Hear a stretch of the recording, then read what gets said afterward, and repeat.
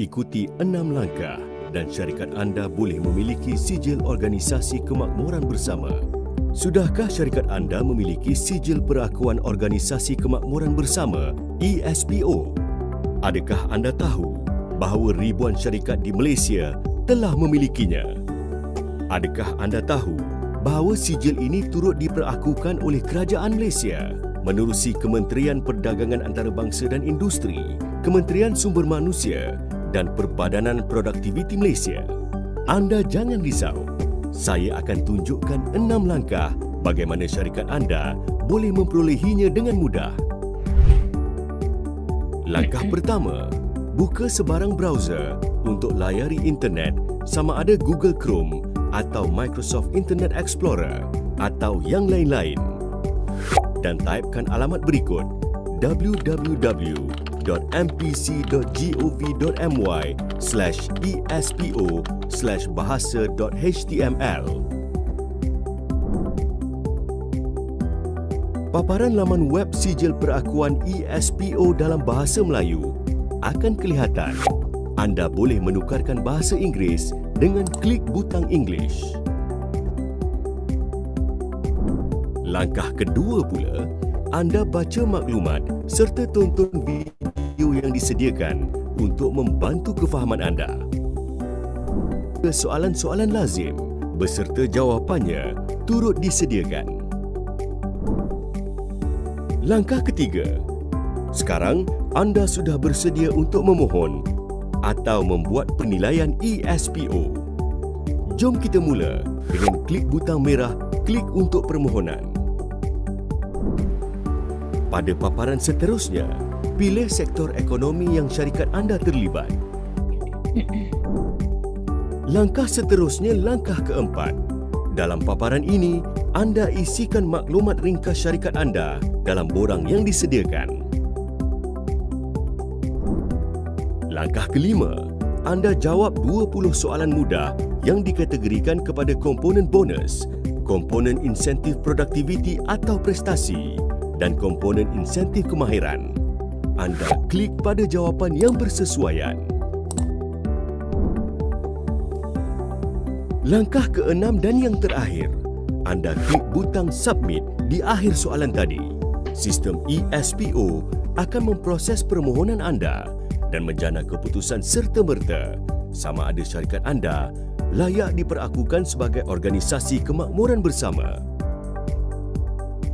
Sijil perakuan turut akan dijana. Tahniah!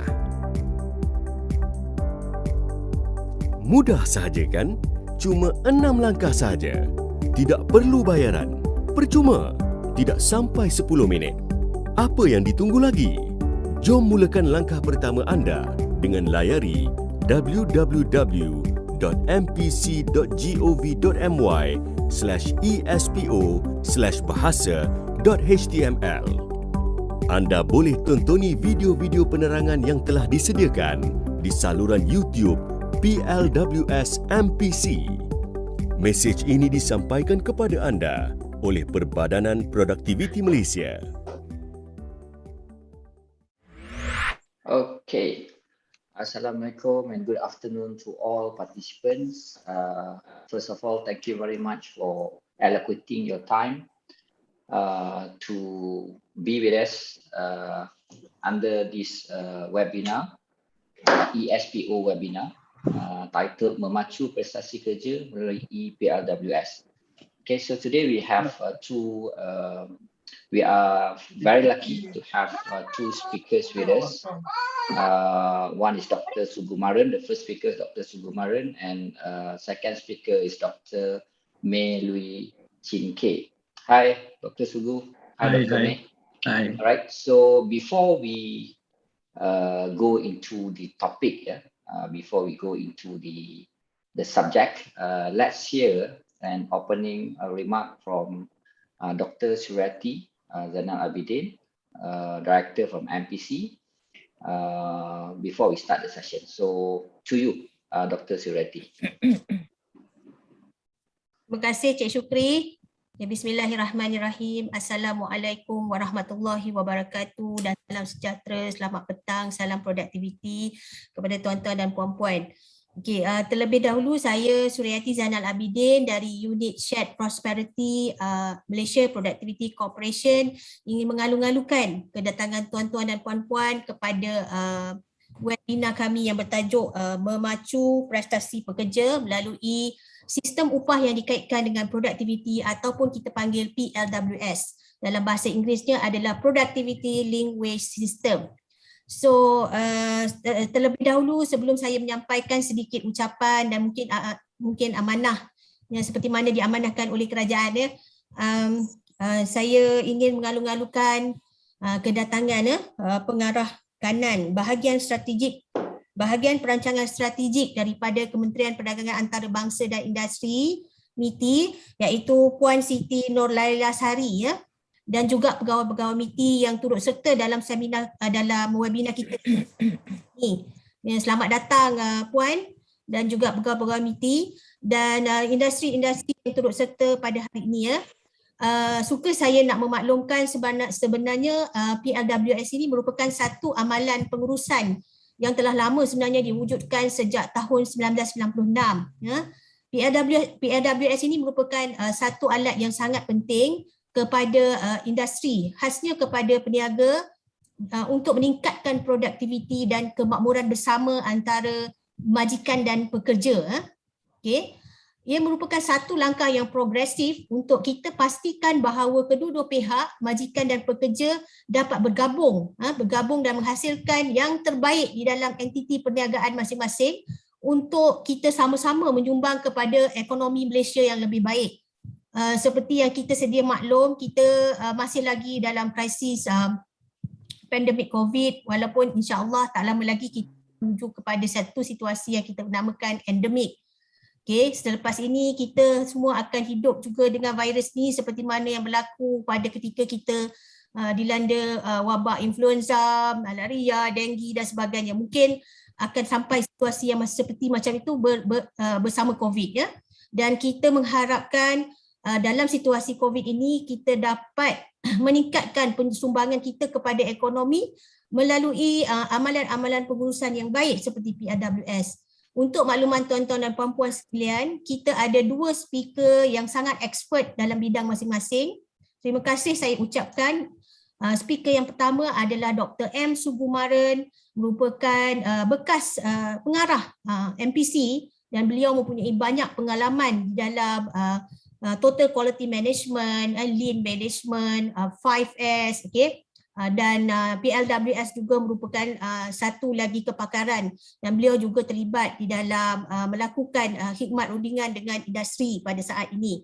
Dan kita juga ada seorang lagi pakar daripada industri, okay, Dr. Melalui Chin K, okay, Senior HR Director daripada Seminar SCI. Kami terbangkan dari Pulau Pinang untuk berkongsi apakah amalan yang terbaik PLWS yang telah diamalkan oleh Seminar SCI. So sekejap lagi tuan-tuan dan puan-puan boleh dapat maklumat ini daripada kedua-dua speaker yang saya namakan tadi. Especially saya appreciate daripada industri sebab inilah cerita sebenar yang berlaku di dalam industri berkenaan dengan amalan PLWS. Jadi jangan lepaskan peluang. Okay, just to add more to my remarks, okay, untuk makluman semua, dalam meningkatkan penyertaan syarikat ni, MPC telah melakukan satu lagi inisiatif yang kami namakan sebagai eSPO. Kalau you tengok di belakang saya ni, backdrop saya ni, eSPO ni stand for E-Shared Prosperity Organization, ya, di mana MPC telah menyediakan satu platform secara online. Kita memberi pengiktirafan kepada industri-industri di luar sana yang mengamalkan prinsip PLWS untuk mendapat pengiktirafan yang diendorse oleh MITI, MOHR dan juga MPC. Untuk makluman you all, eSPO ni telah dilancarkan pada tahun lepas oleh TKSU MITI, Datuk Seri Nur Azman, dan memang pada tahun ni memang kita kick off benda ni habis-habisan. For your information, to date kita ada lebih daripada 6,500 yang telah iktiraf sebagai eSPO companies dalam database ya.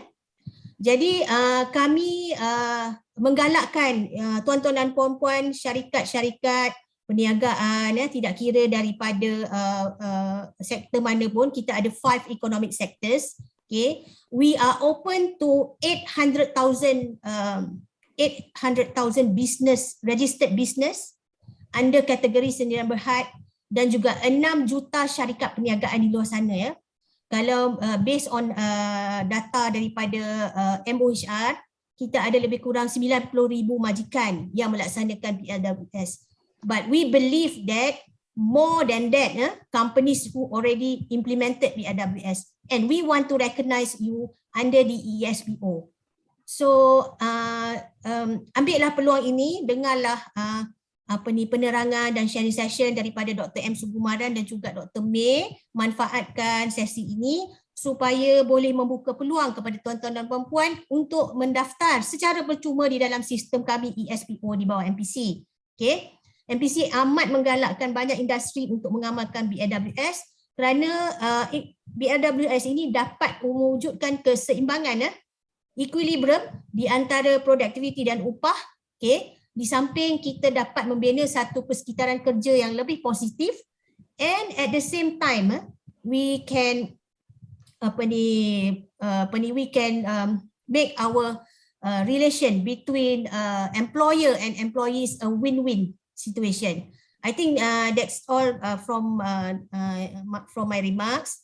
Thank you again to the speaker, Dr. May, Dr. M. Sugumaran dan juga Mr. Encik Syukri. So, terima kasih banyak-banyak. I hand over to Mr. Syukri. Thank you.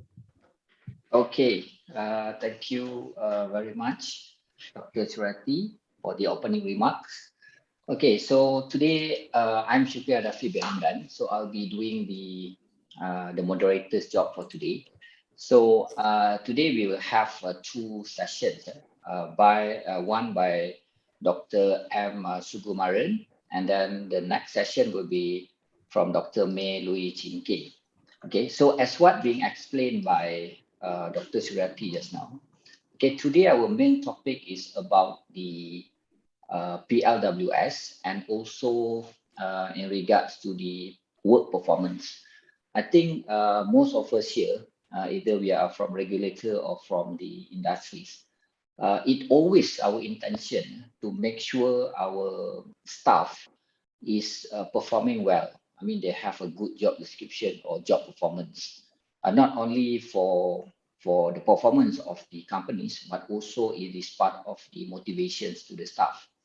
All right, but either we are putting the effort right to the issues or not, and that is always the dilemma that we have, right? Sometimes we have already do a lot of effort, but then at the end of the day, the job performance stays stagnant or sometimes deteriorate.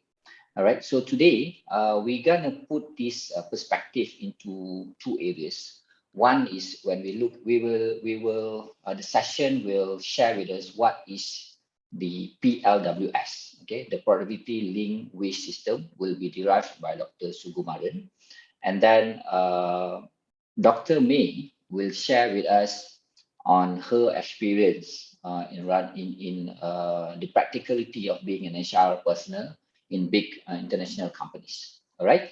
So before I hand the session to Dr. Sugumaran, let me introduce a little bit about my ex-boss in MPC. Yeah? Okay, so Dr. Sugumaran career reflects over 25 years with Malaysia Productive Corporations as an expert in organizational change management and operation excellence for business transformation to accelerate industry's competitiveness. Upon his retirement as Northern Region Director in 2018, he is now appointed as the MPC Associate. His experience reflects on successfully executing various types of productivity programs using range of productivity tools and techniques to public sector, the MNC, SMEs, NGOs, business associates, and also universities.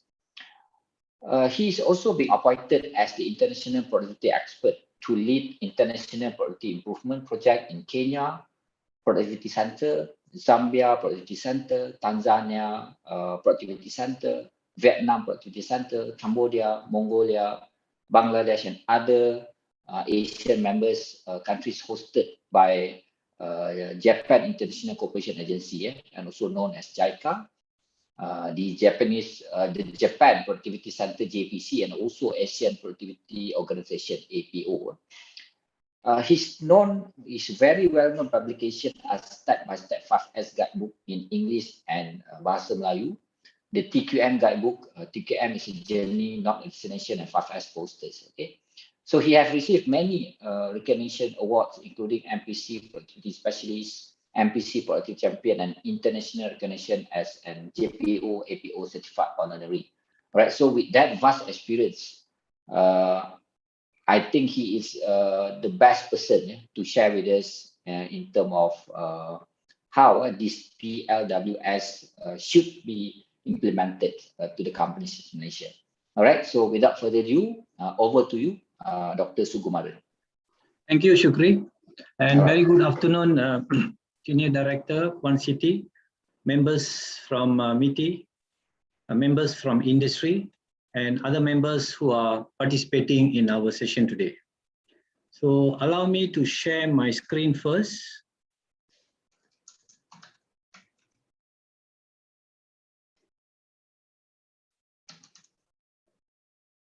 Shukri, can view the slides? Yes, okay. All right, thank you. All right. All right. So the topic given to me is Memacu Prestasi Pekerja Melalui PLWS. So what I'm going to do now, the following will be the this will be the sharing session outline. I'm just going to share to you about the chronology of PLWS, objective and importance of PLWS, model of PLWS, and impact and involvement of employees towards the PLWS. So let us view on the first part on the history. We can see in way back in 1996, National Labour Advisory Council, NLAC, right, introduced us the guideline on wage reform system in recognition to the importance of the flexibility of wage system, and with the intention of the following objective: to establish a closer link between wage and productivity, to develop a wider and a systematic approach towards improving productivity and wage, to ensure active involvement and cooperation of employees to develop PLWS. Again, number 3, very important, to ensure active involvement and cooperation of employees to develop PLWS.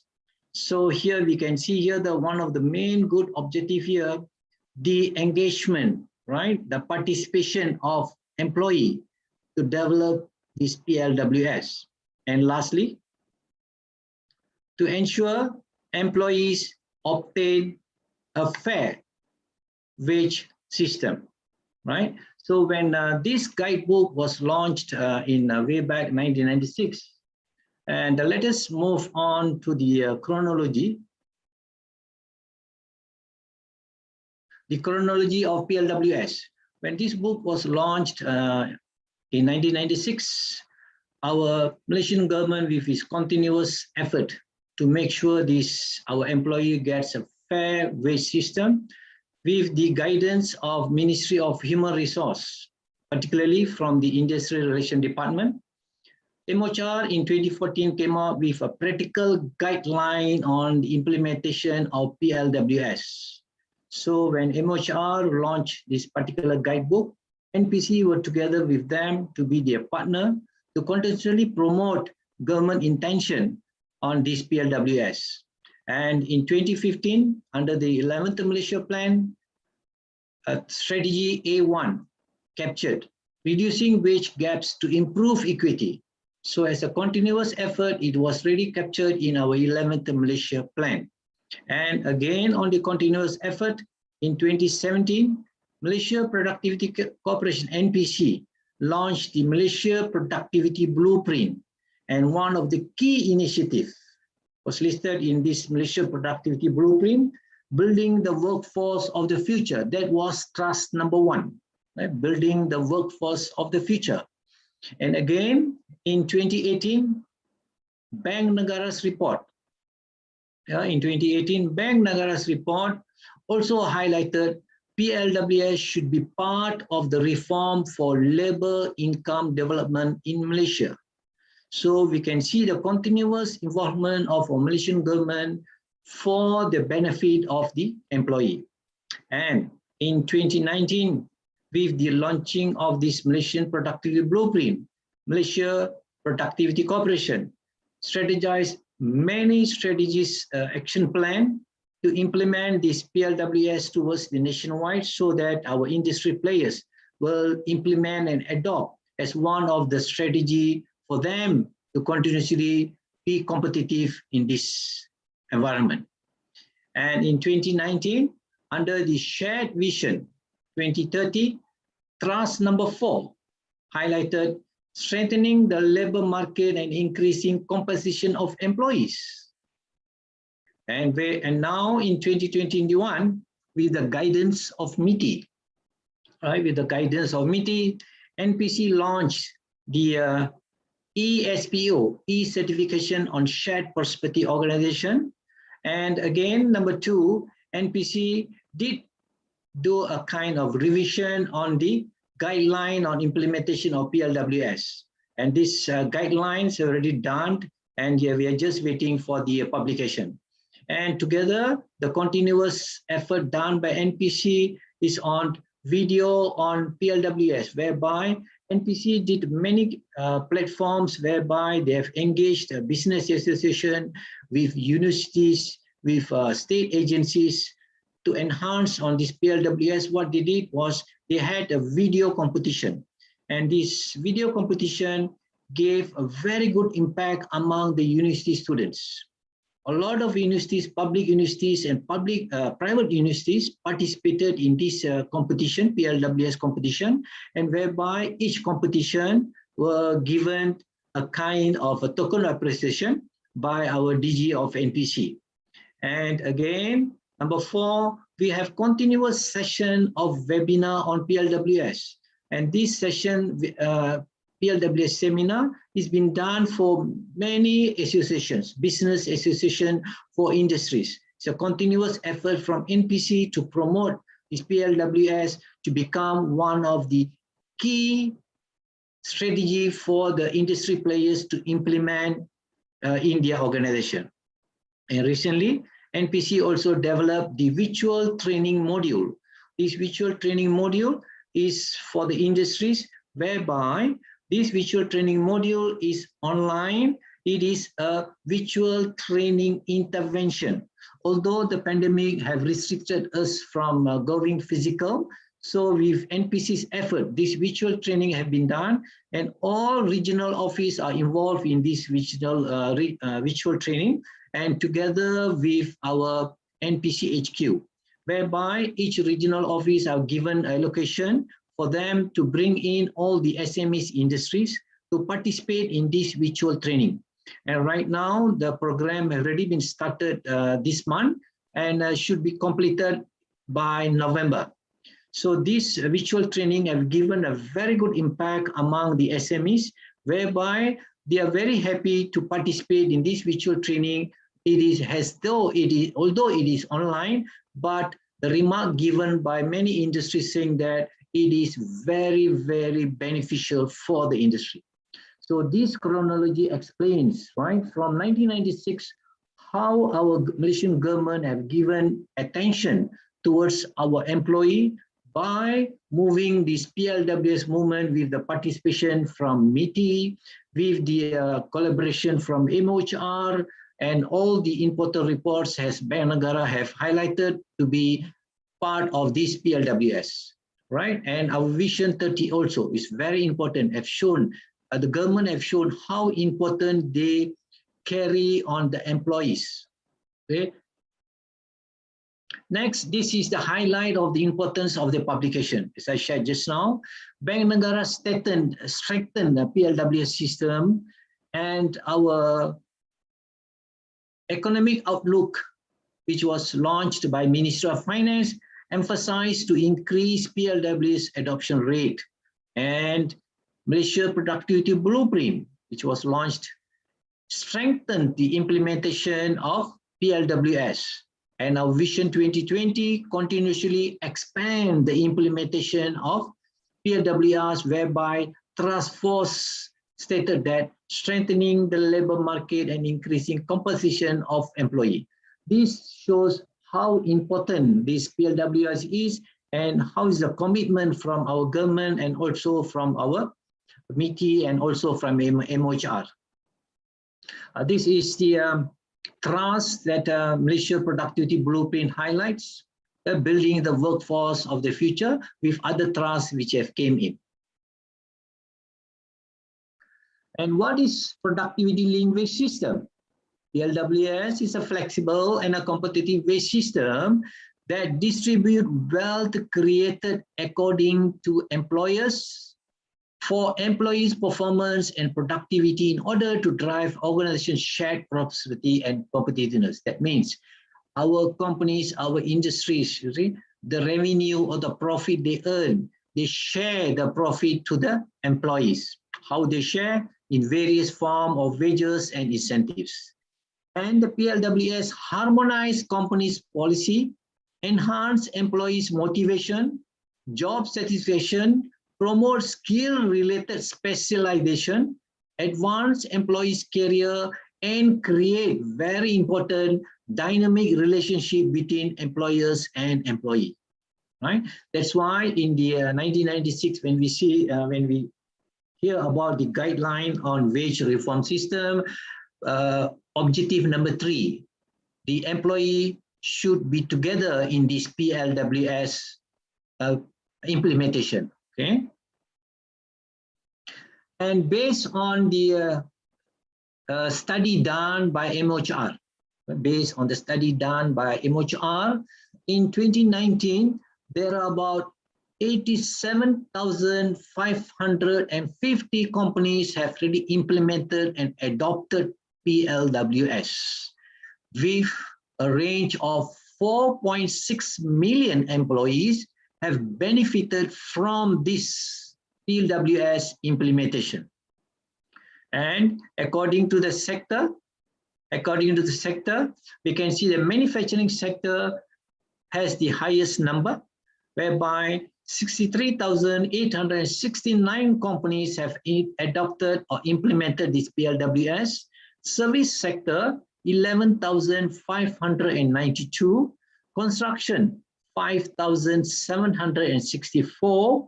Agriculture, 4,572. And others, 1,773. Right? As we know, during this pandemic, these construction sectors are in a very difficult challenges. So in line with that, right? In line with that, let me share one more. In line with that, we can see a study shows upon implementing this PLWS, the study shows that there is a 10% increase in profitability, 10% increase in wage and salary. That's the benefit for the employees, and 50% increase in productivity. That is the benefit for the company and our nation. This shows that how important this PLWS is for the nation growth. And as what we shared earlier, eSPO was launched with the guidance of our MITI, and it was launched by Yang Berbahagia Datuk Seri Nur Azman Ayub, our Deputy Secretary General of NPC. It was launched on the 17th December 2020. As what our Dr. Suryati have given a remark, there is almost about 6,500 companies have already successfully gained this eSPO certificate. And the objective of eSPO is to acknowledge organizations that practice mutual wealth creation and wealth sharing between employers and employees, recognize organizations that implement PLWS, increase the outreach, right? Another main objective of NPC, the mandate given by MITI to NPC is to increase the outreach of PLWS, active participation and adoption of this PLWS by our industries. Industries here is all the MNC, government-linked companies, and also SMEs. And here is the component of the eSPO questions, all right? So the component carries, the eSPO assessment carries 3 components.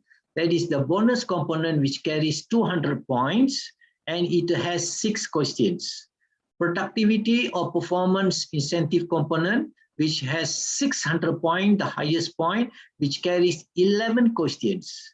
And skill incentive component, which carries 200 points, which has 3 questions. So we have a total of 20 questions. So when the company participate in this particular eSPO, what they have to do, they have to just go into our NPC website, and once they have got the eSPO website, and they can do the self-assessment at any time, right? At any time, not necessarily during office hours, at any time they can do the self-assessment. And when they do the self-assessment, the company will know whether they are in the process of eSPO implementation or are they in the process of PLWS implementation, because each question that we have highlighted in this particular component reflects on the incentives for the employees, right? Reflects. So when the and this assessment can be only done by one person in the organization, right?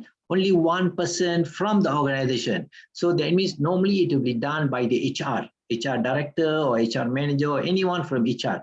Only one person can only do this assessment for the company, because they have to key in the registration number, the SSM registration number or the CIDB registration number or any business registration number that they have registered. They have to key in, then only they are allowed to do the assessment.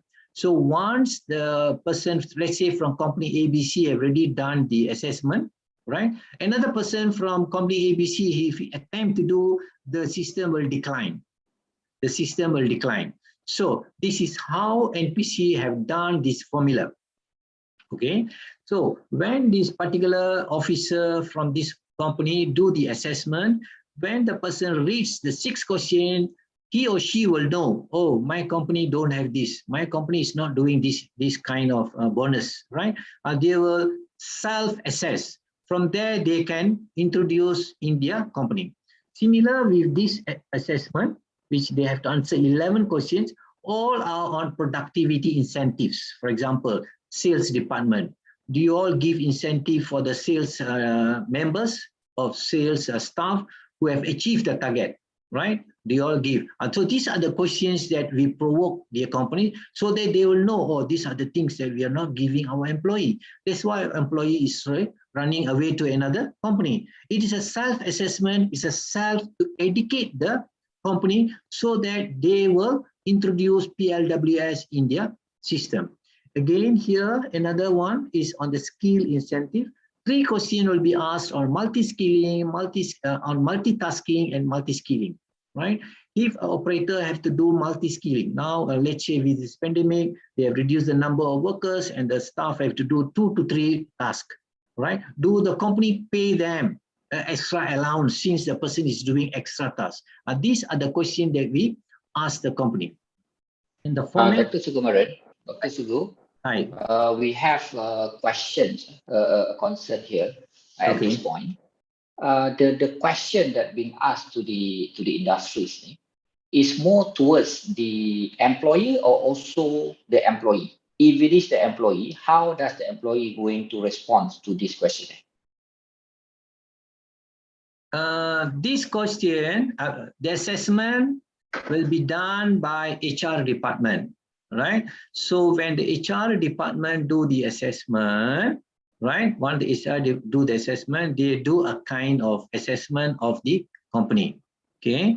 So once they do the assessment to the company, then if they allow the employee right? If they allow the employee to do the assessment, and let's say like, I'm the employee of company ABC, then suddenly they ask me and I see, hey, I don't have the, our company don't have this, our company don't give us this incentive.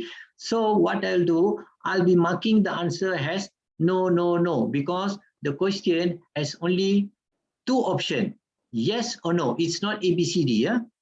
You have only two options, yes or no. So whoever responds to that question have to answer yes or no. So once they have finished, I've answered the question. Yeah. Okay. All right, thanks. So once they have finished the 20 question, they have to mark yes or no. Then they can submit the answers direct. They can submit. So once they submit, within few seconds, the formula have already been in the system. So that particular company, the person, let's say I'm the one who doing the assessment, I'll know my result, whether I'm eligible for the certificate, right? There is a formula done in this system whereby if the company were very smart, if they say, hey, kita bobo, yes, saja lah semua. If they tanda semua yes, right, the system will decline.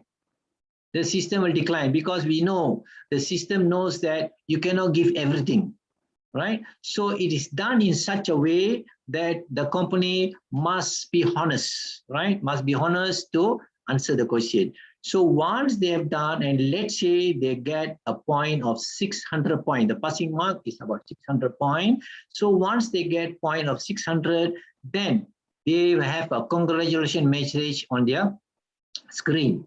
And immediately they can print the certificate. Later I'll share on the certificate. Immediately they can print the certificate.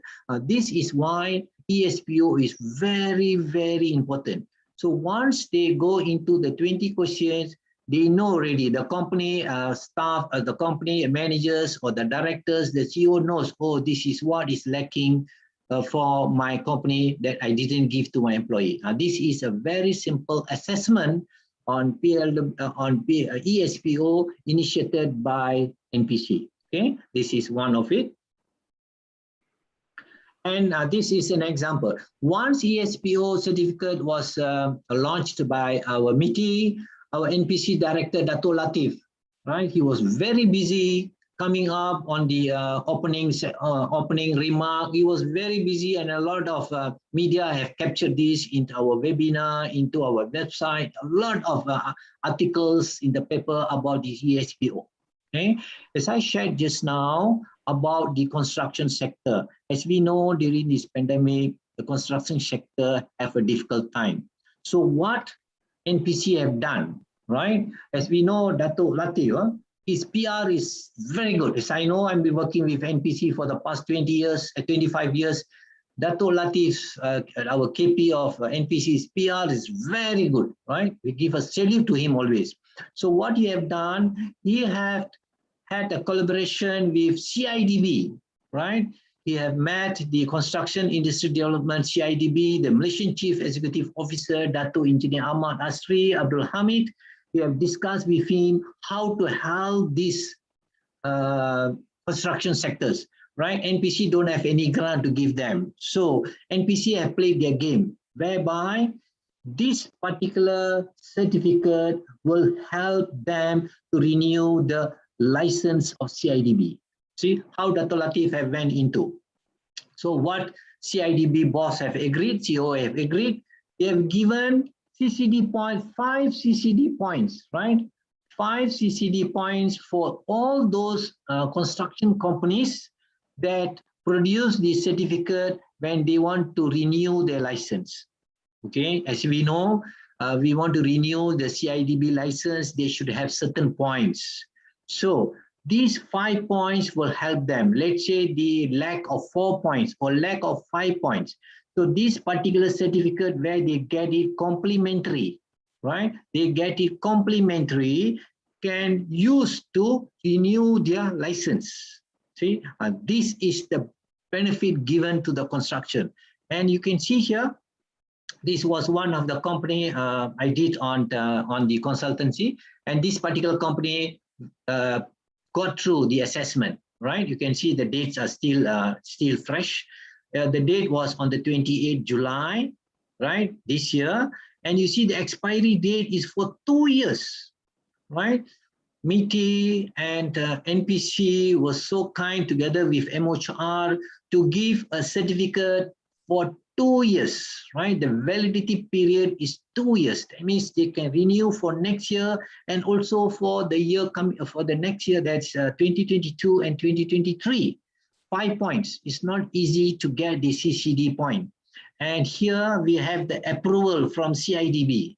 So any branch, right? And any construction company, they print the certificate and show to any branch in our Semenanjung will officially renew their certificate if they lack of these 5 points, because the endorsement of the approval of this by CIDB is there.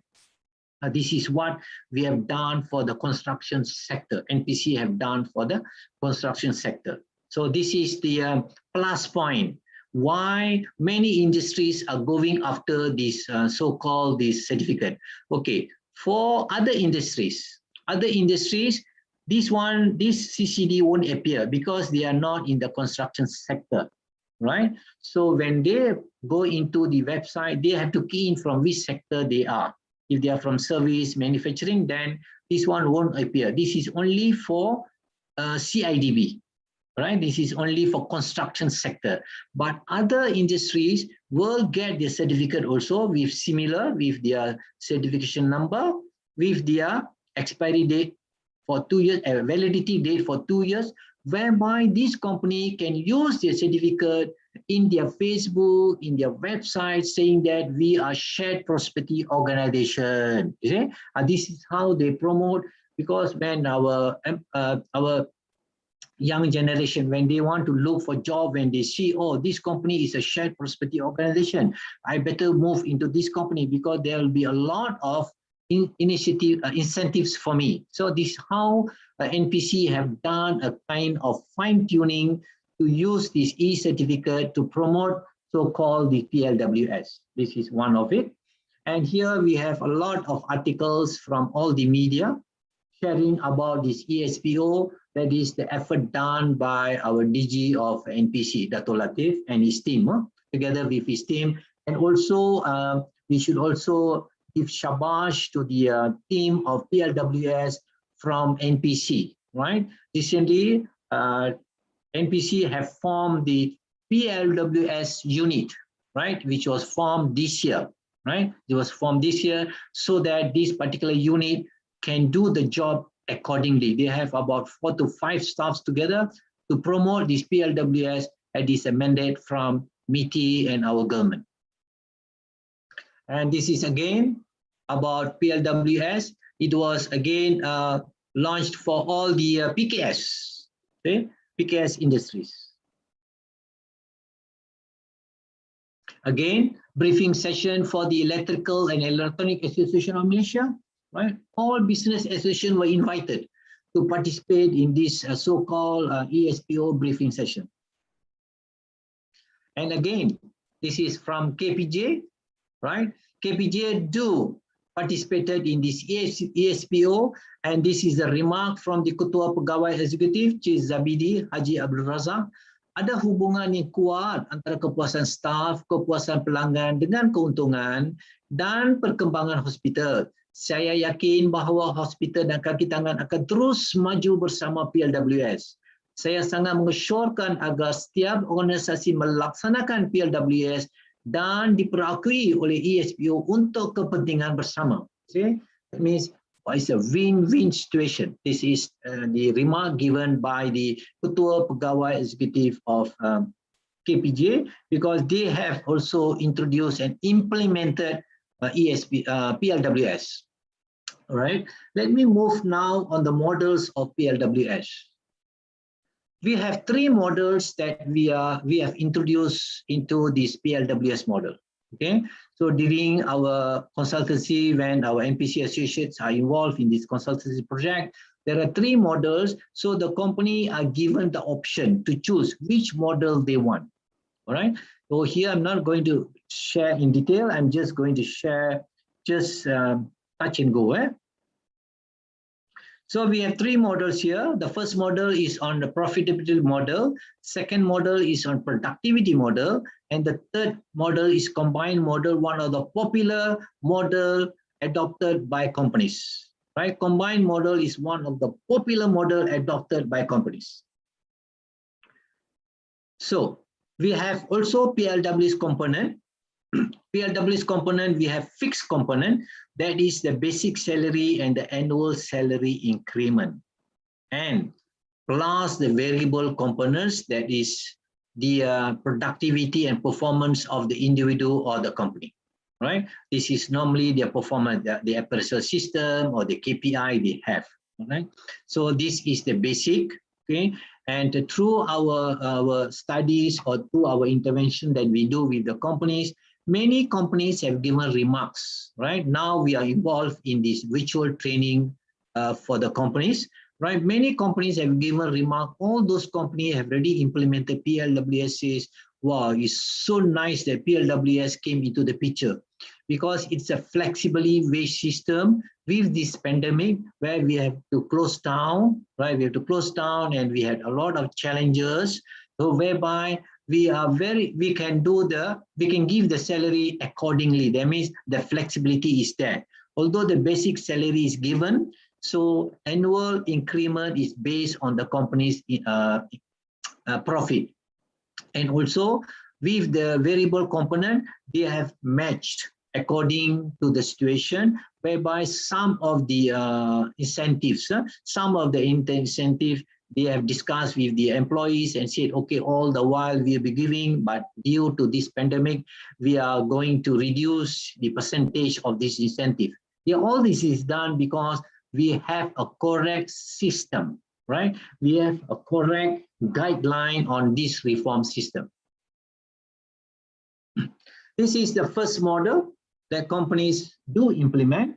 So in the first model, they have the basic wage and also the annual increment. So the variable component here is the bonus payment based on the profit of the company. Wage incentive will be paid when profit exceed a predetermined or threshold level. These all, they have their KPIs, they have the indicators, right? When we are involved in the intervention program, then we develop the scale for them. We develop the range, right? So that's how we develop, so that they are within the margin to pay the employees their salary or their bonuses or the incentives. This is the second model, productivity model. So for the productivity model, the fixed components still remain the same. That is the basic wage and annual increment remain the same. And the variable component also the same. That is incentive or variable productivity payment should be based on employee and company's performance with the following formula. Okay.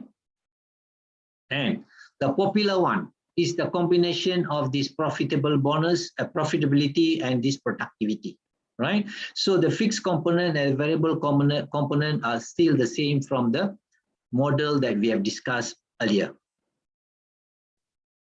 And the elements in variable component, right? The PLWS elements in variable component. Here I'm going to share some real case studies, right? Real examples which is adopted by companies. Well, for example, this is our KPJ, right? KPJ Memacu Prestasi Pekerja KPJ Melalui PLWS.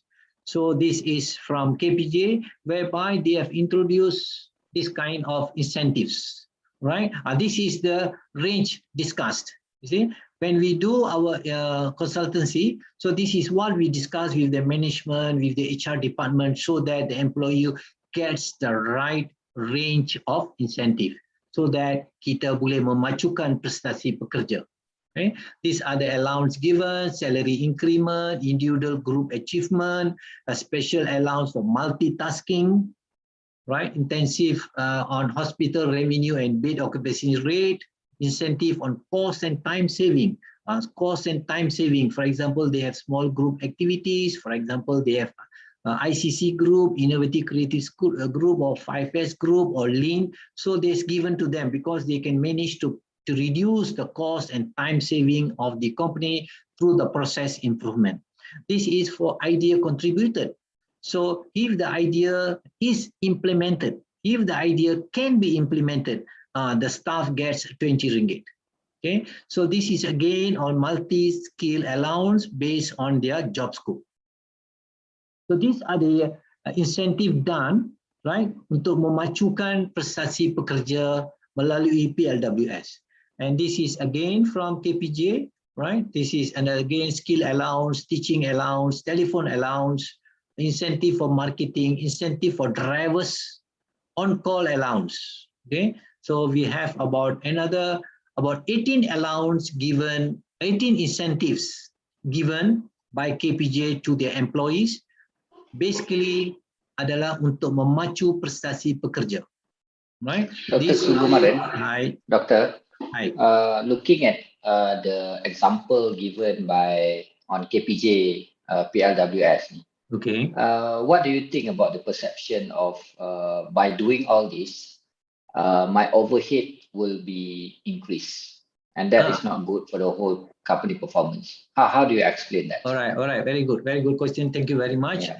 And you see, when we develop this so-called PLWS, all right, can I answer that in the following slide? Okay, can. Boleh, ya? Dr. I answer in the Yeah. following slide. Answer tu ada dalam the following slide. All right. These are the incentives that given by the KPJ. They have about 18, for example. Okay, so not necessary company when you are involved in this PLWS, not necessarily gonna follow this one. Yang ini cuma contoh, ini cuma benchmark, right? Daripada 18 ni kita pilih lah yang mana sesuai for SME, right? Kita pilih yang mana sesuai, yang mana relevant, right? You just choose. Tak semestinya we must go like this example. Ini cuma contoh saja, ya. So this is an example. I will answer the question, Shukri. So this is the staff performance. So once they have done this kind of given incentive, you can see their staff performance have increased. So when the staff performance increase, automatically the productivity of the organization increase. So when the productivity increase, syarikat tersebut sudah tentunya mendapat untung yang lebih. Okay. Okay, this is another company, right? This is another company, right? To answer again, Shukri asked me a question. I'll give you one answer. There is another answer in the following slide. For example, this one, this particular company, yeah, this particular company gives incentive for one-off project. Okay, contohnya, right? Projek tersebut memerlukan 30 hari untuk disiapkan. Tetapi the team managed to finish within 20 days. With the specification correct, with the quality there, we don't no compromise on the quality, specification dah ikut, but they managed to finish within 20 days. So when they can finish within 20 days, delivery dah boleh buat, and then pihak syarikat untung, right? Pihak syarikat sudah tentunya mendapat untung sebab a lot of costs have been reduced. So what this syarikat have done, harta maintenance, what they did, they give 10% of the keuntungan kepada tim tersebut, termasuk pengurus. I see. So as what we say, overhead cost tu tak ada dah. Because why? It is done accordingly. So when the company fikir, oh, kalau saya bagi banyak insentif overhead, so this overhead semua tidak akan berlaku disebabkan kita cuma bayar on performance, right? Contohnya, kalau these people buat projek ni 30 hari, tak dapat apa-apa untung. See? So we don't have any overhead cost, but we are paying them on the performance. Maksudnya, when they reduce cost, they reduce the time they spend, they reduce the number of traveling, semua dah kurang, company pun untung. Okay? So another one, this one, incentive. You see? This particular syarikat membayar RM100 sebulan for excellent attendance. Maksudnya tidak ada rekod langsung, tidak hadir kerja tanpa sebab. And allowance diberi setiap bulan. You see? This is how they encourage, right? With the challenge kita ada sekarang, with foreigners tak boleh masuk kan. So this how some companies have adopted this PLWS element, right? They give extra allowances so that our workers can attend without tidak hadir tanpa sebab. Okay, and this is how PLWS is encouraging. If not, many companies sekarang kita dengar, oh foreign workers tak boleh masuk lah, tak boleh buat kerja lah. Why? Sebab ada jalan. Kita ada jalan di mana kita boleh overcome. So when giving this kind of RM100, banyak yang datang kerja, tak miss, right? Tak miss. Dia dah bagi tahu isteri, kita pergi kerja, nak pergi kerja dapat RM100 sebulan, kita boleh belanja lebih sikit, right? This is how the company should look. Jangan look on the overhead, right? This is how the company should look. So this is one of the example how PLWS have helped untuk memajukan prestasi pekerja. This is another example for the team leader. Team leader pun dapat allowance, right? Dapat a kind of allowance so that the team leader will do the job accordingly. Dia kata, ini tugas you kan, pasal apa kita mau buat? But this is a kind of incentive supaya mata dia lebih terbuka, telinga dia lebih pasang, right? Hidung dia boleh tahu when he moves, he knows apa-apa masalah, semua dia boleh tahu, right? This is how, so that he can share with the manager ke, with their management. This is how we should encourage. For machine operator, right? Allow untuk machine operator, multitasking. For example, that particular operator terpaksa buat dua kerja. Mesin dia jaga, kalau mesin rosak pun dia boleh buat. Okay, apabila mesin rosak kita outsource kena bayar lagi banyak, 300, 500 hingga 1000. Tapi this particular operator ni dia dah pandai dah. Apabila outsource punya technician datang buat, dia dah belajar. Dan dia bagi tahu bos dia, bos, lain kali jangan panggil, I can do, you just beli barang saja. This is what we say. So overhead has been reduced. So we must have confidence on our employees. This my person ni boleh buat, right? So allowed high rise. This is for some of the construction companies semua bayar. Alright, di mana staff terpaksa bekerja di tempat yang kita panggil 3D lah, alright, dangerous kita kan, dangerous, dirty and difficult, right? So terpaksa guna crane, terpaksa use skylift. So not the easy ya. Apabila kita nak kerja, kita naik 5 tingkat, tengok bawah pun dah pening. So tambah these people going so high, right? So this is the kind of initiative ataupun insentif yang diberi kepada pekerja supaya mereka dapat mempamerkan prestasi yang lebih baik kepada syarikat tersebut. So that's why we say PLWS ni very important. Okay, Cik Syukri, this is again to answer the question again. As I shared just now, right? As I shared, we are talking about productivity. Apabila kita cakap mengenai productivity, businessman ni, always industry will say, I want to look how to reduce cost and increase profit. That is productivity. We cannot go and tell productivity is output or input. Dia tak faham. He said productivity is how I can reduce cost, how my profit can increase. Itu aja. Alright. For workforce, right? For workforce here, productivity means getting higher wage, benefit, and better working condition environment. Bukan kata kita bayar gaji lebih aja. They want a better working condition environment. Right, this is what our workforce wants. Okay, these are all the other groups, right? Let me move in and remember this, this working condition environment.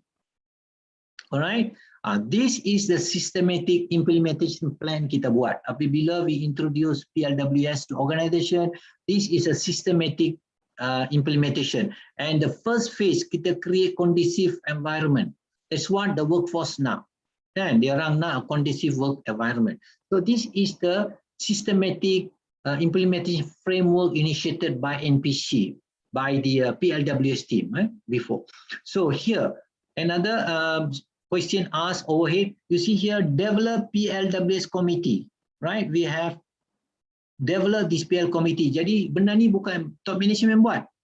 Sekali dengan we develop the committee. So once we develop the committee, kita bincang. We bincang with the company. We discuss with the staff. Kita dapat feedback from the management and also from the employee. And then kita linkkan incentive with the KPIs. right? We are not simply giving them. They must achieve the KPI. So once we have already gone through this first phase, second phase, kita hold hand the companies and we move phase by phase. So once we finish phase 1, kita move to phase 2, then we move to phase 3. So when we move to phase 3, kita tak implement straight. We trial base dulu. We check on the budget. Right, kita check on the budget, ada tak kalau we introduce this, right? We don't simply implement. So we discuss with the top management. So once we dah tengok budget semua dah cukup, ada budget semua, okay, kita review and make necessary adjustment sekiranya budget tu tak mencukupi, right? Contohnya pekerja suggest nak bagi 100, right? We say okay, kita bayar RM30 dulu because budget dah cukup, pandemic macam ni, our boss have challenges. So we review and do the necessary adjustment. So apabila kita ada review and necessary adjustment with the consent from the employee, then kita implement PLWS at the company level. So once kita ada implement, we continuously improve. Right? When we continuously improve, kita juga usik the KPI. Right? Kita usik KPI from the corporate development and units sebab kita nak improve kan. So we usik the KPI, kita bagi dia KPI tinggi sikit. This is how we bring them in. So there is no question of overhead cost here, right? We bring the process in a very systematic way. So another one that I like to share here is the committee, right? As I say, if you can recall, guideline of the reform system, objective number 3. Dia kata involvement of staff. This is what kita buat, right? We bring in the staff together. Kita bawa masuk big boss, kita bawa masuk dia punya second man sekali dalam sini, and then kita ada urus setia, right? Urus setia, we have from the Department of HR semua, and then we have the ketua jabatan. Semua ketua jabatan masuk. Right? Ini semua adalah ketua-ketua jabatan ni. So sekali dengan the staff and the employer, kita buat decision. Right? They discuss, they nego, right? So they nego, that's how they have done. And for information, many companies yang kita have gone through now during this pandemic, when we do the online session, many companies says thank you sebab their company masih boleh membayar gaji. Right? Masih boleh membayar gaji, they can still take home gaji. So during our session, today also I had a session, today as a session with about 10 companies. So ke company tu pun I sebut, you all should be terima kasih sebab syarikat anda masih mampu membayar gaji. Ada syarikat tu dah tak boleh bayar gaji because this pandemic. So terima kasih to your boss and do more value add activities for your company. And this is how we motivate apabila kita go on this PLWS element. Alright, this is another company. Alright. Okay, Dr. Sugu. I think you have another 5 minutes before okay. you to give some time okay, to okay. Okay, all right. Okay. Right. This is another company whereby this is the range they have. Apabila sasaran, so apabila ada PLWS, this is sasaran mereka mencapai. Right? This is shows how PLWS boleh memacu prestasi pekerja. This is another example, sama juga peningkatan faedah kepada pekerja. How we can see, okay? Bukan saja on insentif, staff dapat training. Right? Ini pun satu multi-skilling knowledge for the staff. Ini pun salah satu faktor yang boleh memacukan prestasi pekerja. Alright, alright. I finished on mine, Shukri. The 5 minutes. Alright, thank you very much, dear participants. Hopefully, I've made the PLWS much more clearer, and I've made PLWS why PLWS important, and sudah pastinya PLWS memang salah satu key untuk memacu prestasi pekerja melalui PLWS. With that, thank you very much. Thank you very much, Dr. Sugumaran. I think you have explained very well the head and tail of the PLWS, and at the same time, you have also answered all the popular club that's being surrounded to the implementer when you are doing this PLWS. Okay, I think the good explanation just now is we have to go back to the definition of the productivity. All right, we have to look at how to make the staff more productive. Okay, by putting the productive driven wages to them. All right. Yes, Dr. yes. Sukumaran, there is one question I hope you can you can give a simple answer to it. Okay, there's a question by Prof. Dr. Balakrishnan. The question is how we want to move up from the minimum wage. Okay, why many companies are still reluctant to implement PLWS, although it is proven it can push up the productivity, and why Malaysian companies are still relying on foreign workers rather than focusing to our Malaysian workers and push up their salary from the minimum wages. So if you can answer it in 2 minutes. Ini question policy ni tuan. Ini question policy, but if I can just share from my experience, from my knowledge when I do this intervention with the companies. Right, minimum wage. Kita punya minimum wage is 1,200. Right. So many companies, I agree with the tuan yang tanya tu. Memang some companies reluctant to pay this 1,200. Right. Memang some of them reluctant. But now I do see that many companies ada mula takut sebab it is a minimum wage yang dah enforced by the government dah. Right, it is already enforced by government, and then employee pun dah cerdik. They can demand, they can say, hey, minimum wage I patutnya 1,200, right? That is one. About the foreign workers, from our gathering that we have done, you know why companies go these foreign workers? Because their mindset of the employer is apabila mereka datang dengan visa 5 tahun. So it is like masuk jail. 5 tahun ni dia kerja dengan company ABC. You cannot pergi mana kecuali dia lari lah. So it's a mindset that these people will work with them, and then dia orang punya family jauh, tak boleh ambil MC lah, tak boleh ambil cuti lah. This is a mindset. So kita ni kerja di Malaysia, our local ni, we have family, kan? We have quality time. So ada juga yang mengambil cuti. Inilah framework sebab they are thinking sekali nak jalan macam mesin lah, 24 hours jalan, right? So they think that human are like that. So kalau we can change the mindset of our so-called some companies yang masih tak percaya dengan our local workers, right? So they should adopt this PLWS. See, some company have given 100 ringgit allowance for full attendance. That company have given remark, dulu ada yang absent, sekarang no. Kawan tu tak absent, dia lagi awal dia datang. Because of the small incentive given. So for foreign workers, visa kena tinggi, right? So hostel kena siap, so macam-macam. So I agree that the mindset that we should trust our local workers, all right? Okay, thank you, Dr. Sukumaran, for that explanation, and I think it answered the question clearly, all right, based on your opinion. All right, so now we will move to the next perspective of managing the workforce or looking into the work performance. And we have Dr. Melalui, so we can just call you Dr. May, all right? So before we start the sessions, we continue with the next sessions, I will do a brief explanation or brief introduction about Dr. May. So Dr. May, he is a HR director.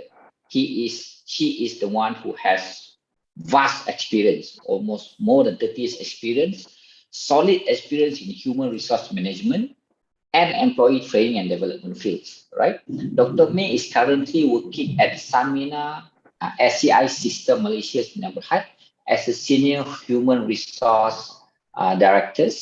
Okay, she is graduated from University Science Malaysia with all her 3 degrees, first degree in management and second degree in Master of Business Administration.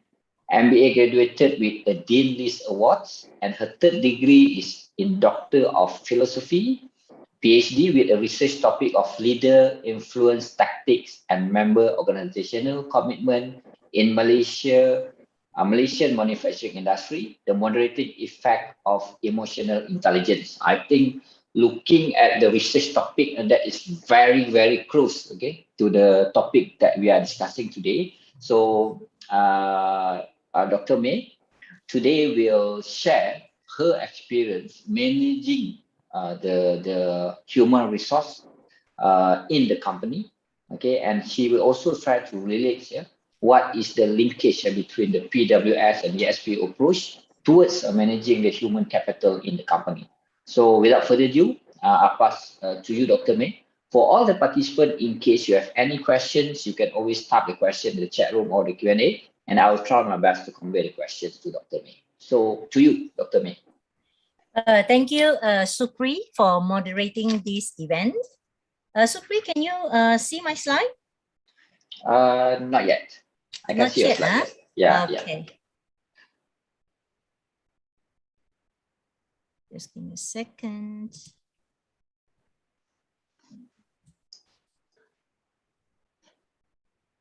Yeah. Okay, now I can see your slide. I can see, okay. Yeah, so yeah, just put it in the slideshow. Yeah, perfect. We can see it now. Very clear. Okay, a very good day to everyone that's online.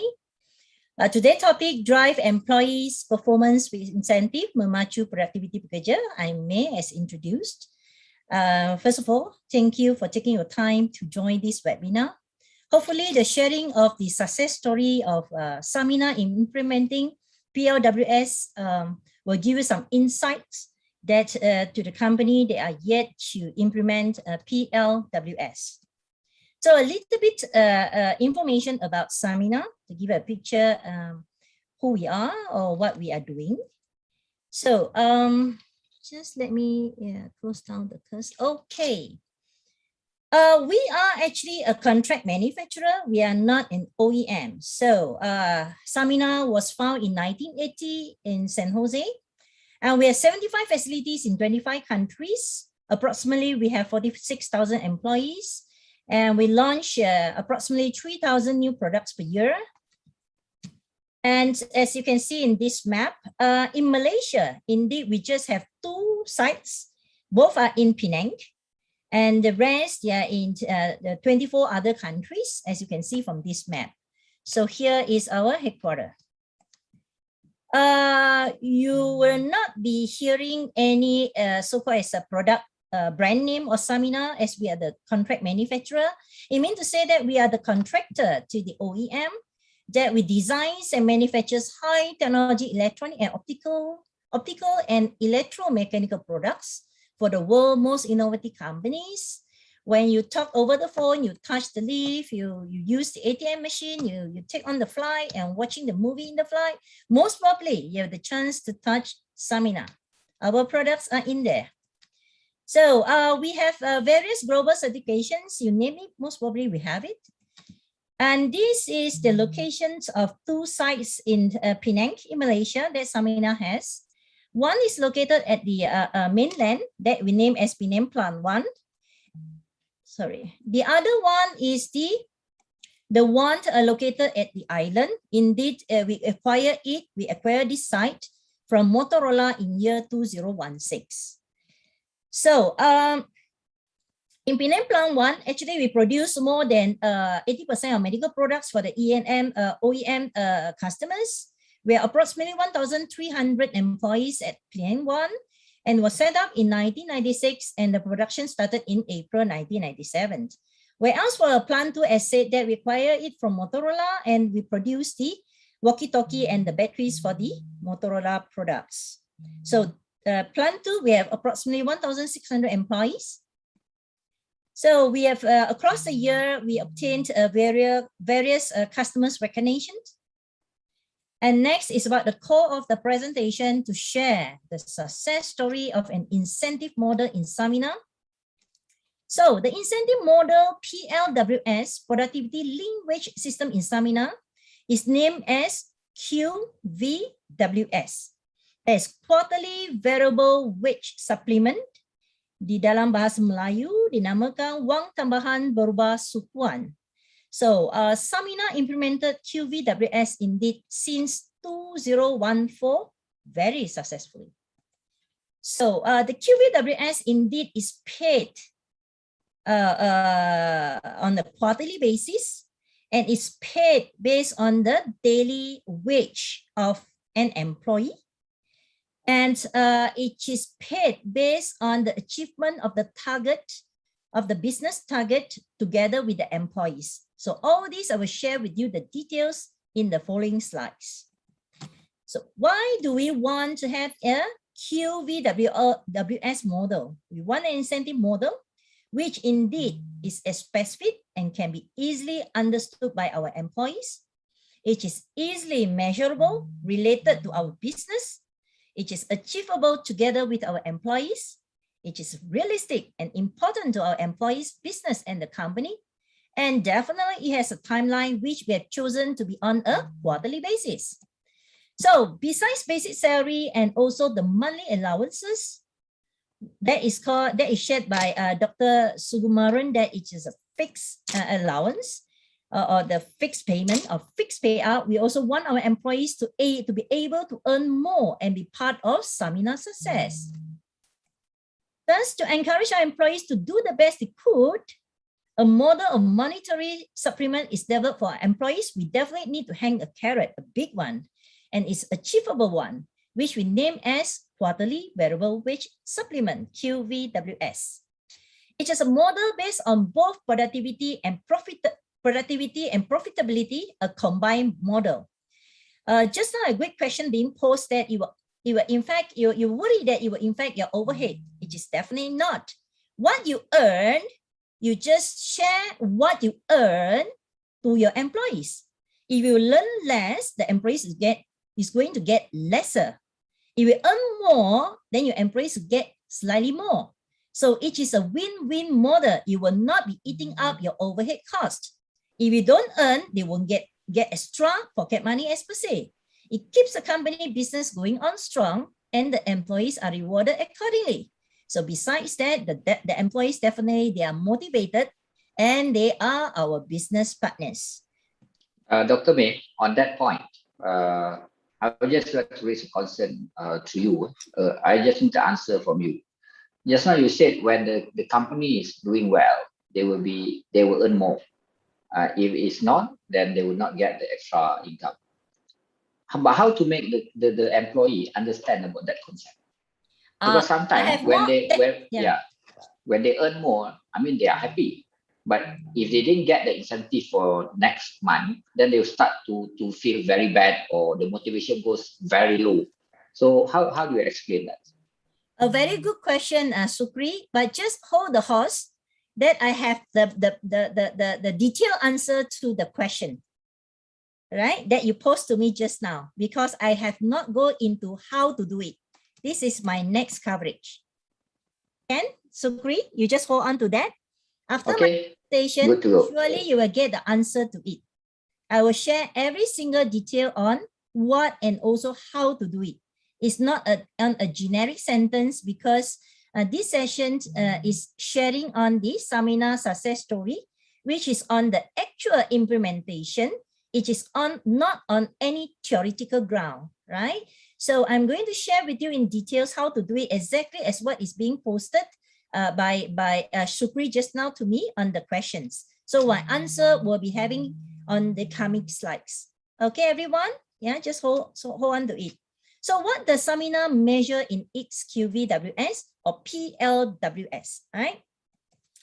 So indeed, we have 12 metrics set very clearly as a target to be achieved by the company together with the employees every quarter.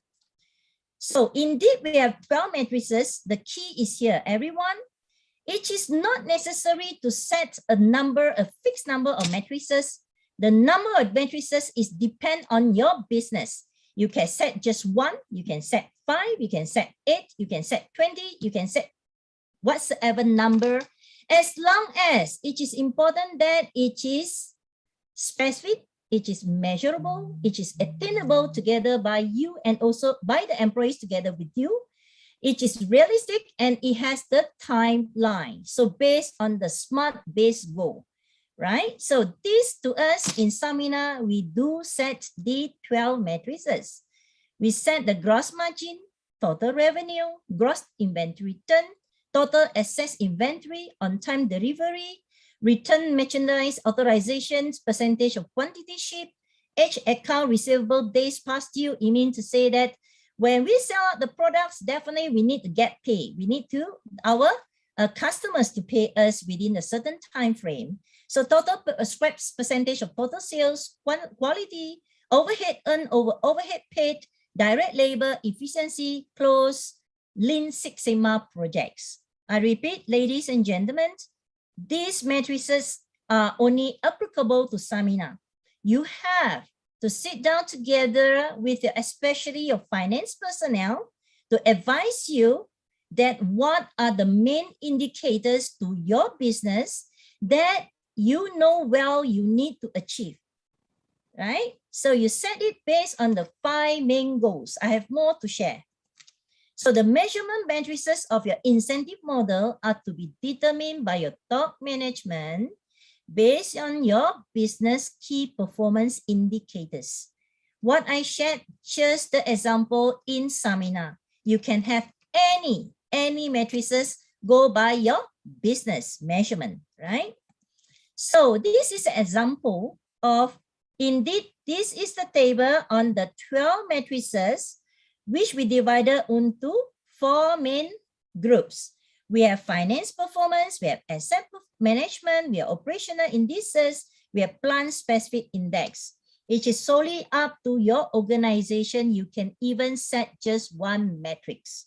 The employees achieve it, you have your own formula to share what is being achieved with your employees. So to us, we are on the quarterly basis measurement, except one, that's on the cumulative basis. And this is the target, right? These 2 columns are the target. For example, the gross margin in terms of percentage, if we achieve more than 12.96%, we will get 10 points. So this last column is about the weightage that we assign to each matrix. Everyone, this is just an example live, going on even right now. So for example, if we achieve less than 12.96%, for example, we will get 0 point for this element gross margin. If we get more than 12.96%, I got one more line on the top. Okay, again, another example for you. So for example, the total revenue, if we achieve this, all these numbers are not the true number, just an example, because they are all sensitive number. I quote it here just for your example. For example, the total revenue we set at the target 70.084 million, right? Which is to be achieved on the quarter. If we achieve, then the actual achievement, let's say, is 73.38 million, we will get 10 points for this specific metrics. If we get less than this, it means to say we will score 0 for this matrix, but we got 11 more metrics to be achieved that you can get your score. Each 10 points, you will earn 1 day of daily wage. You are the operator, 1 day daily wage of the operator. You are the director, 1 day daily wage of a director. You are an engineer, you get the 1 day daily wage. I will share with you how to compute that, right? So the maximum point we allocated to the 12 matrices are 110 points. So what does it mean is that every quarter maximum announcement from the company of the QVWF achievement maximum is 11 days of daily wages of the employee. Okay, everyone? So next, you may tie your incentive model to certain employee behaviors as well, which you think are important to mold as much as you could to achieve your company's success together with your employees. So what I shared with you just now is a setting of the target first that you measure, that you announce to the employees that these are the target measure that we have to achieve together. And you got the measurement, how to measure it, whether you achieve it or not. Then you know that if you achieve it, it is equivalent to what quantum value to be shared. The profit is to be shared with the employees. So now the answer to it is that we measure in terms of number of days of the wages per employee, and the maximum is 11 days per quarter, right? I hope it is clear as of now. Please allow me to continue the entire presentation. I think it will be good. Then you ask me question. Because I got a lot of information to share. You will collect all the information, and yet you still have doubt. Then please feel free to post to me any questions that you have, you wish that you have, right?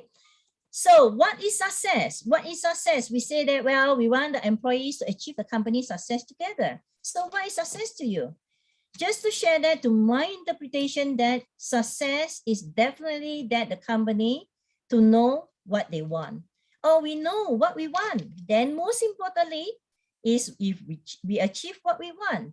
So first of all, you set your KPI. You shall know what you want. You shall know what is a KPI that is important to your business. It means to say that if you set the right KPI, when the employees achieve the KPI, it is definitely bring the profitability and also increase the productivity that bring the profitability to your business. Then you have the profit, the extra profit to be shared with your employees. So that is not just that. You need to be able to sustain what you achieve. So a quick answer to you, Supri. So far, a successful model can be sustained in an organization just like the QVWS is able to sustain in Samina. Even during the COVID pandemic, we still able to achieve the number of days of QVWS. It's just either more or lesser. Based on the 60%, 80% of workforce allowed to be at work, that affect a little bit of our achievement, not only on Samina. I would say that almost every single company in Malaysia, except those Grab driver, those online businesses, and so on and so forth. Generally, business will be affected, but yet a success means to say that if your model is solid, if your incentive model is solid, you shall be able to sustain that model, and you shall be able to enjoy the fruit of success. Therefore, you will never have the circumstance that no employee will get nothing during any quarter. Every quarter, your incentive model will speak by itself. You will be very successful. You are able to sustain it, and you are able to enjoy the fruit of success. So that is why it is very important to set a very solid incentive model. You can name it whatsoever name that you prefer, but it shall be a very solid incentive model. So, well, you set your business matrices and you achieve it. Next, how do you share what you have achieved together with the employees together? So far, I have shared what we set as the matrices. So far, I shared, just recall a little bit, I have shared, if you achieve the business matrices, what is indeed for me? So we have determined that you will get number of days, which is converted in your daily wages. Very well. So if the company has achieved what is being said we shall achieve, how are you going to share your profit with your employees together? So next, I'm going to share with you is the example of QVWS distribution eligibility criteria. So what does it mean is that it is again, it's up to your company to decide the model. You can even set no specific eligibility criteria. It means to say that as long as you achieve this, every single employee will get the same thing, also doable. It is really based on your own company preference. There is no one best model that is applicable to all industries, to all companies.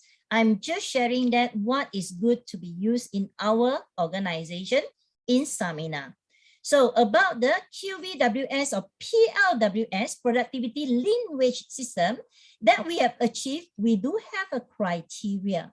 So employees would like to taste the fruit of success, they have to achieve the minimum requirements because it is fair for all. For example, if the employees, there's good one that attend to work every day, we have the attendance allowance for them. On top of that, for those that you are absenteeism, definitely they shall get lesser than those who are very dedicated. This is how we think in our organization. For example, on the sick leave means to say that, well, you have lesser contribution to the company, to the achievement of the matrices, and then those who are attend to work every day, they shall earn more. This is what we prefer in Samina. So therefore, I would like to reiterate one more time, there is no the best model. It is solely based on your culture, on your business, on your company, on your organization, your own choice. Okay. So next, well, for example, we achieved 9 days out of 11 days.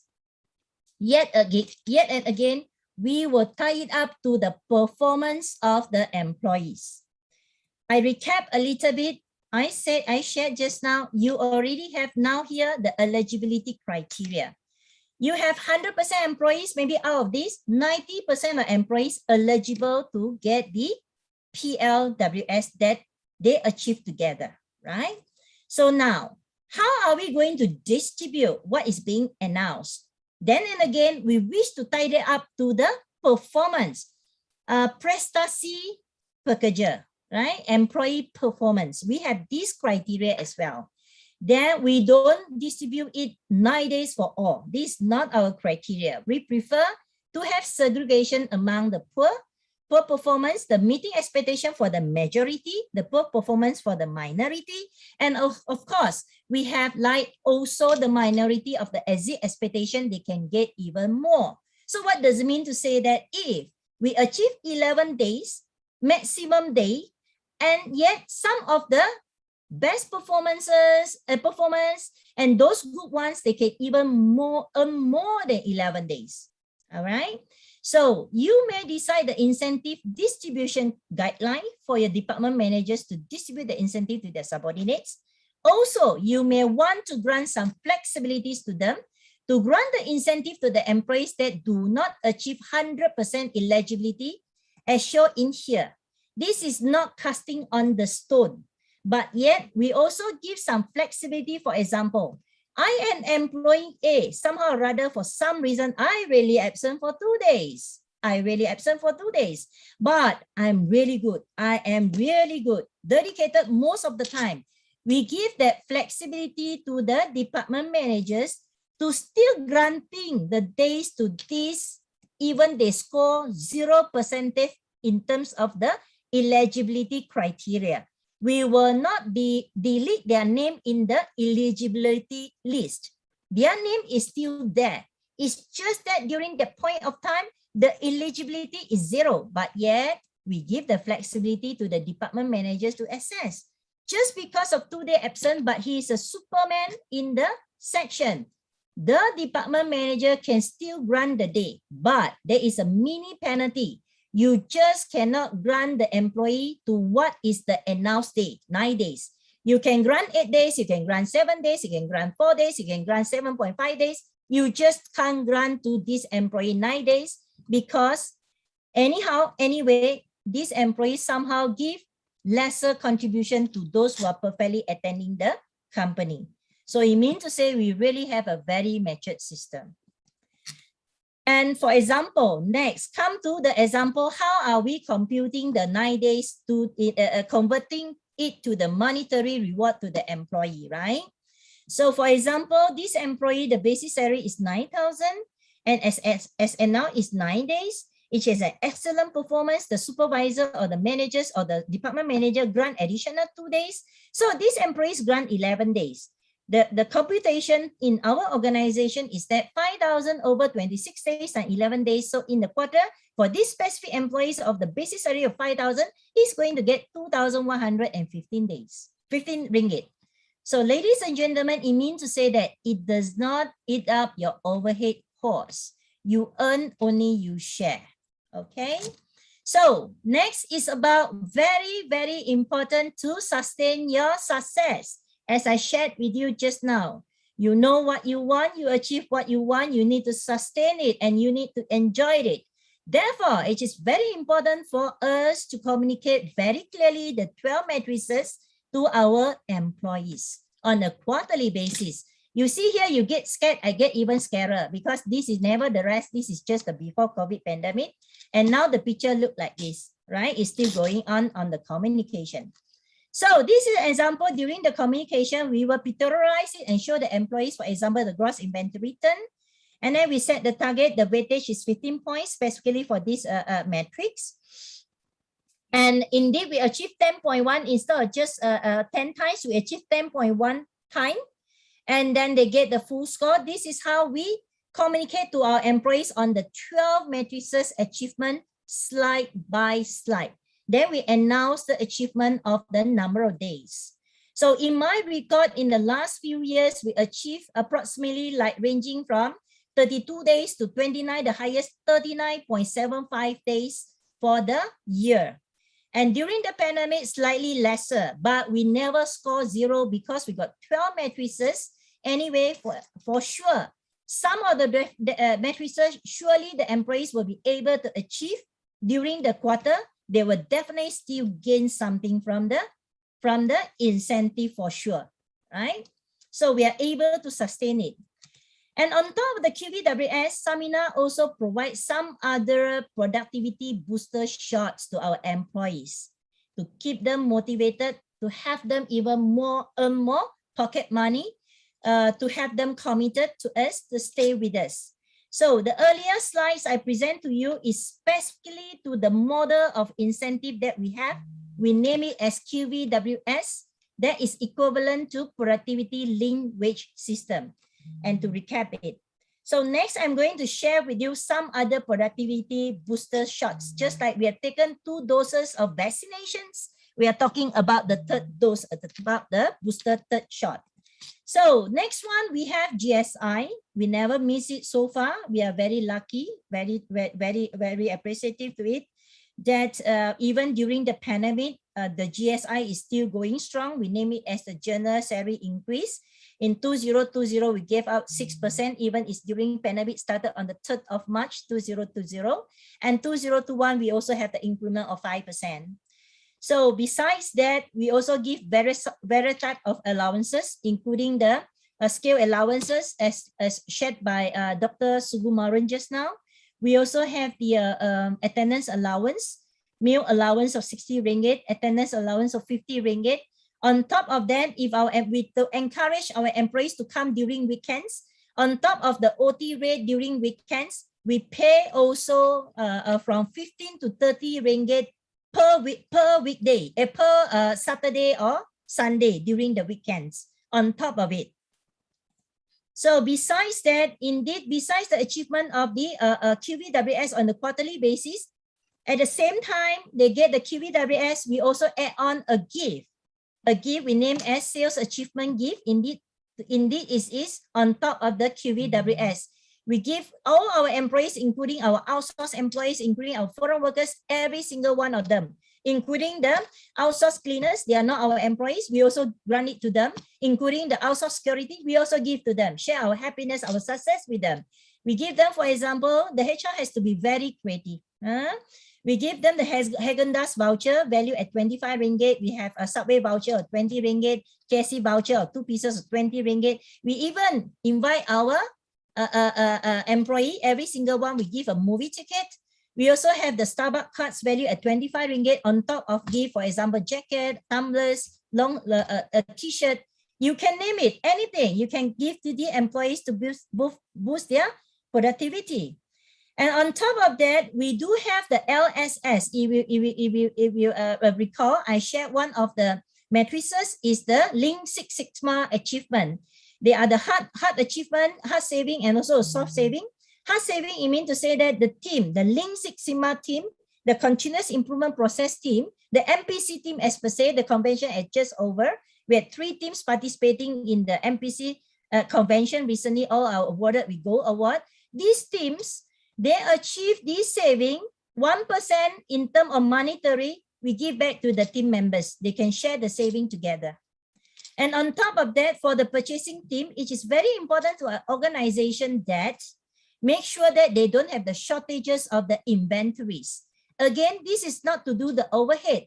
You have that saving, that saving, only you give up the incentive.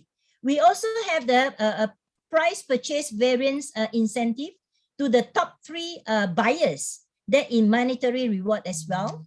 So we believe that cash is definitely not the key.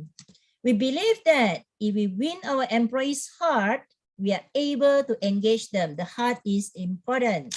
Make sure that it keep beeping strong.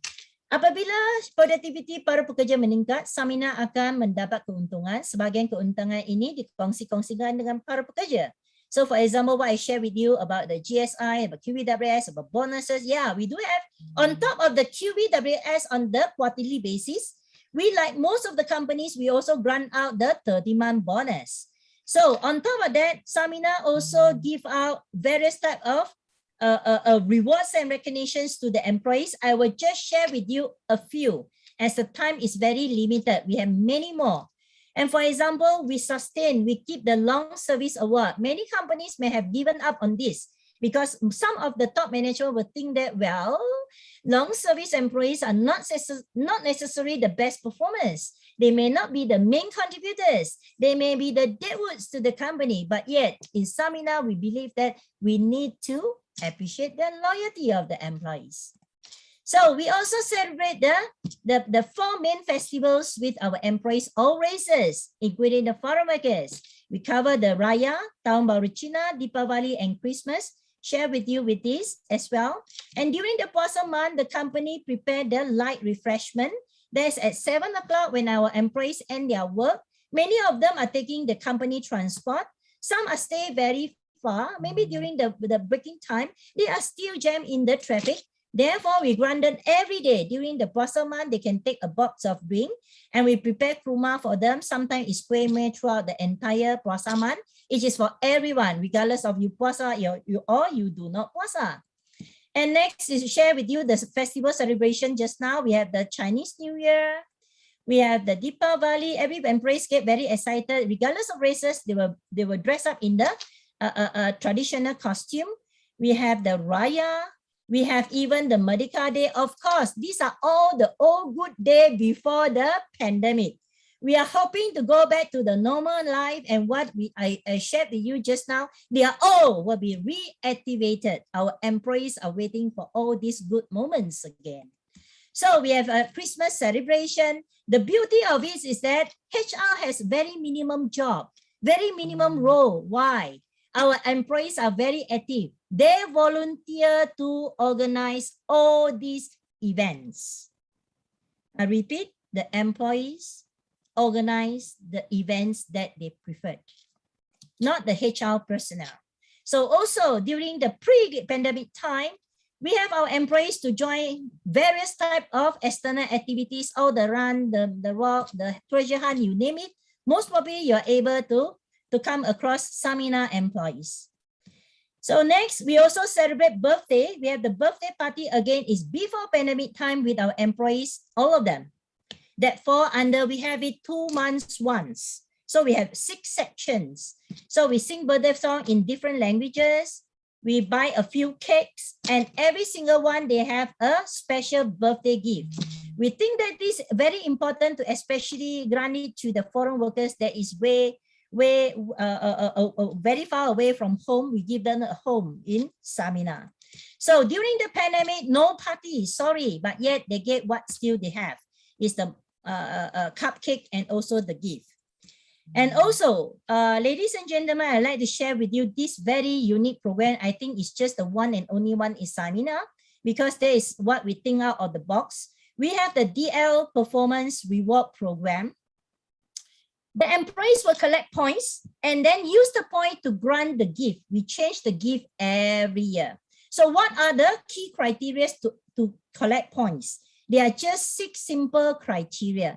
The longer they stay with us, for example, 20 years, automatically they already earn 20 points. We want our employees to be loyal to stay with us. We also build in the disciplinary criteria, the 5S. We want them to keep the workplace clean, also comfortable for them, also free from accident. There's no NC during the external audit. They are full attendance. They have the multiple scales beside on the scale allowances. So we have the criteria, we have the point, we have the system to track. They just need to collect the points. They get the point and then they change with the gift. All right. So we also have the monthly. This is also the during COVID pandemic time, and this is during pre-pandemic time. This is during the pandemic time. We're still going on, but yet we have the better segregation because of the pandemic, right? So this is the penitera front jamuan makan on a monthly basis, bulanan. So the supervisor will select their best operators, then we belanja them makan. We have the caterer to have a special set meal set for us. Then the management will sit together with them and thank them when they eat together. It's a very simple event.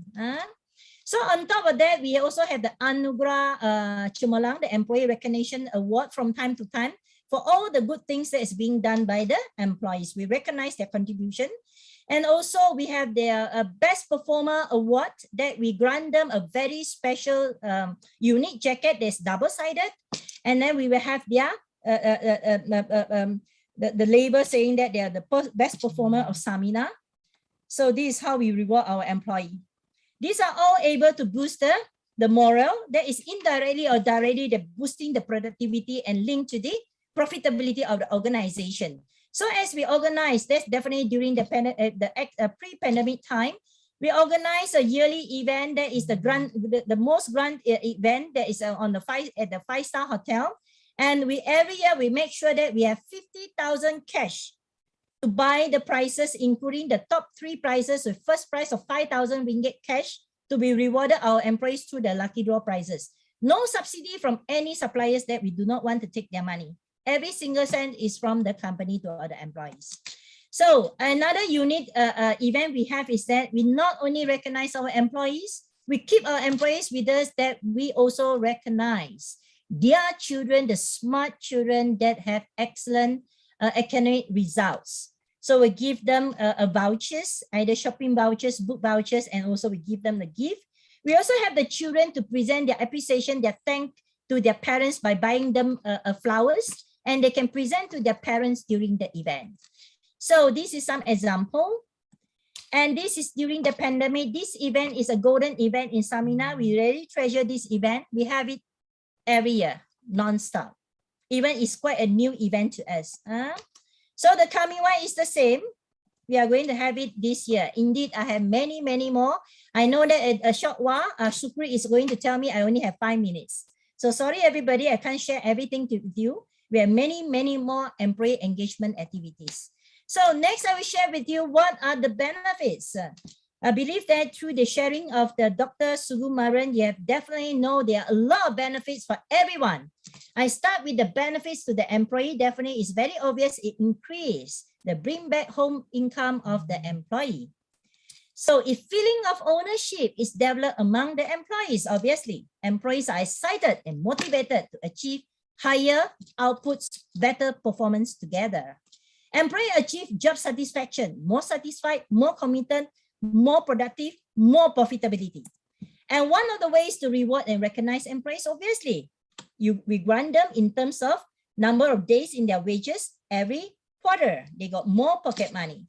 So employee performance improve, boost the employees' productivity, obviously. So next is about to us as an employer, what do we get? The payment of PLWS is adjusted according to company business performance. I've said it repeatedly. It is win-win for both the employees and the employer. When PLWS targets are achieved, both employees and employer get what they want, money supplement and profits to the employer. So employees have clear targets to achieve. Therefore, it's very important to communicate clearly, repeatedly to the employees about the matrices that are being set. Ladies and gentlemen, I forgot one thing. The matrix set is not cast on the stone. It can be reviewed as needed by the management. The most important thing is that when you make changes, make sure that you communicate clearly to the employees. So they are motivated. I just continue, engage, and continue to work hard in the same company. Stable workforce by itself is a key strength to an organization with low hiring and retraining costs and low attrition rate. Believe that all the HR personnel know the best about this. Employer of choice, this is target. to most of the employer. Therefore, employers, be generous. You will be the target of employer of choice. So key factor contributed, again, last but not least, about this benefit is about to the nation. Therefore, our country has the MPC to drive the PLWS, because ultimately, it is the grand achievement to the overall nation, the key factor contributing to industrial harmony and economic growth. Increased productivity, lower labor cost per unit produced to make us, the products produced in Malaysia, are more competitive. And GDP value shall also increase accordingly. All right, everyone? I hope that those whoever are the employers in the line, you get a better picture of KLWS and start to plan for it. You need to have a very open heart and very open mind and very ready to give. When you give, rest assured that you are going to gain more. So challenges, I will cover the last topic of mine is about challenges that you are going to face when we implement the PLWS. Organizations to know what you want to share, what you are willing to share, your fruit of success, your profit, what you want to share, and what you want to achieve together with your employees. You definitely have to sit down with your finance personnel and decide the matrices that are key to the operations. I repeat, that is based on you must be specific, it must be measurable, attainable, realistic, and it has a timeline. So first of all, are you willing to share your profits with your employees? The question of overhead, it is not so much on your overhead. You earn only you share. Make sure you have a success model that I shared just now. As long as you are able to sustain your model, you are able to enjoy your profit with your employees. Therefore, to answer the question, no one will ever get any zero payout in any quarter, in any month, in any year that you set in your incentive model. If it is a very successful model, you know what you want, you achieve what you want, you sustain it forever, you are able to enjoy the fruit of success. Then you tell yourself, you have a very successful model, all right? So how much are you willing to share with the employees? What are the KLWS matrices to be set, which could be achieved together with the employees? Neither too easy nor too difficult to achieve together. If you said for the first round, koyak, kaput, sorry, it is very demotivated. So it means to say that your employees will get very confused.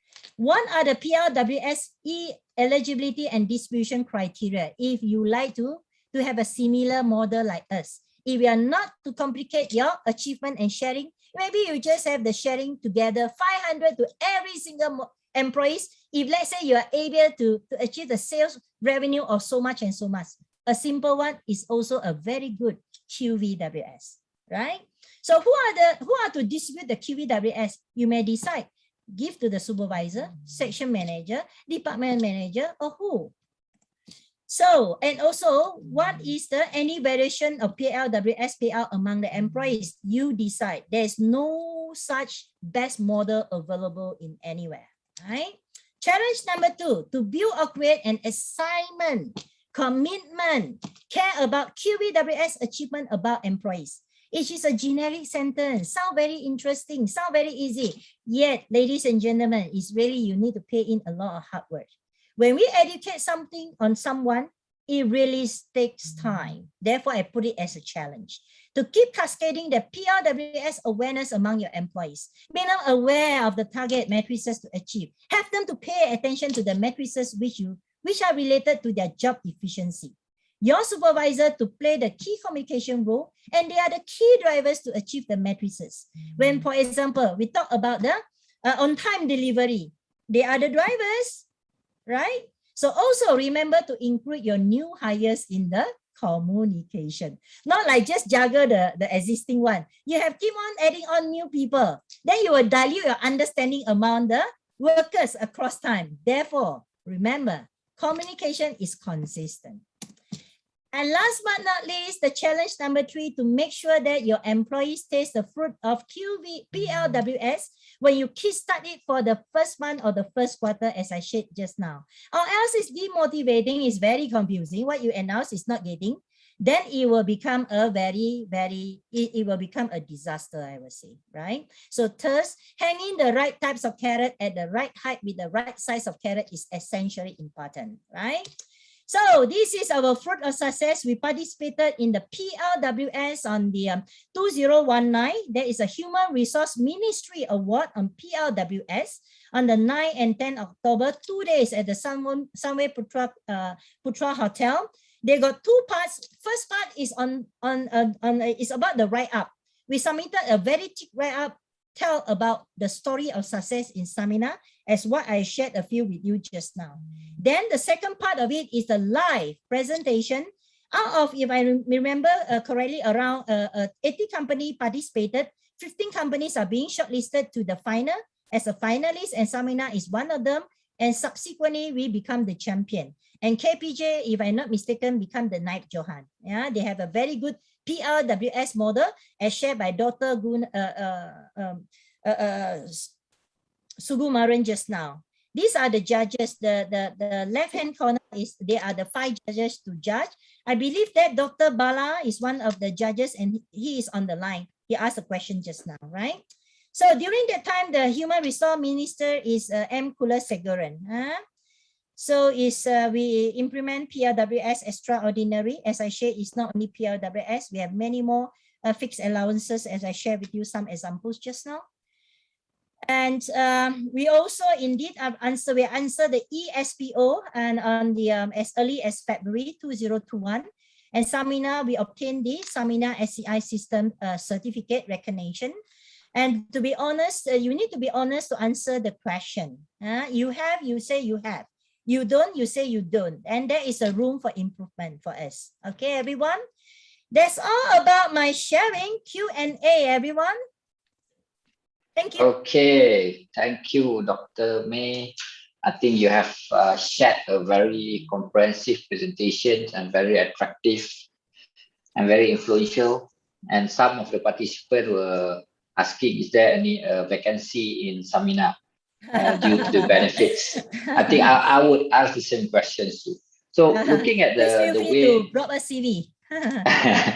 Okay, so looking at the way you approach this PLWS in Samina, first I can summarize that we have to understand, the company have to understand your own culture first. All right, so how actually to motivate the group of staff that you are having, and then from there the management have to really look at what actually the management wants based on the directive, and then from there we bridge it to the incentive. So that's very, very beautiful if you ask me. And then I can also say that the management have to really assess what they want, so that every input that they give, they will get expected output. We can't be doing the same input and expecting different output for this exercise. Okay, so I think for all companies that's attending today, it is very, very important. It's not only about joining the PLWS, but we have to really understand what is our company's requirement and what's the behavior of the group of people that we have with us. All right, so we can use Samina case as a benchmarking, I mean, as a case study, but still we need to reassess our companies. That's very, very interesting, Doctor. I think you should publish a book on this case so that people can refer to it. And in regards to that also, I think there are many participants asking for the slides. Are you willing to share? Okay, ladies and gentlemen, thank you for the on requesting for the slide. And I'm very indeed, I'm really sorry I can't share the slide because a lot of pictures of the employees, you know, officially it's not appropriate to share. And then also we have some information that is related to the organization. So I really during my presentation, you really take the pictures that is totally fine. I was just say that I don't know, right? Sorry for that. I'm sorry. Okay. All right. Okay, but I think from Dr. Sugumaran, Are you willing to share your input just now? If Dr. Sukumaran, are you still around? I will. Yeah. I will proceed to the secretariat. Okay, all right. So later on from the registration list, we will send the presentation to your emails. All right. Okay, one last question. There are many questions, Dr. May, but because of time, there's only one question for you from the participants. How do you sustain the motivation during pandemic? Because just now there are many physical activities happening, celebrations, dinner. I mean the festival and so on. So how you sustain that momentum in the last 2 years? Okay, that is really $1 million question. Why I say so? I believe that everyone on the line would know that, you know, it is very, very hard and almost impossible to have really the same level of like pre-pandemic to really keep our employees active. I just quote you one example. Just last 2 weeks, I specifically talked to our 37 foreign workers to appeal to them, to request them to stay with us because their contract meet the deadline. In the past, it never happened. That the employees, the foreign workers especially, they keep continue renewing the contract with us. But these poor employees, majority, they are the 2 years, you know, service with us. And what does it mean? Now on pandemic is more than 1.5 years. Those 2 years with us, they didn't taste at all what I shared with you, the assignment, tada! However, we keep what we could. For example, the monthly DL recognition meal, the birthday celebration, sad to say no party, no song, but yet they still get the gift, right? But yet now we started to kickstart because we are soon going into endemic. We are soon going to endemic to answer the question. It is tough. We do the best we could.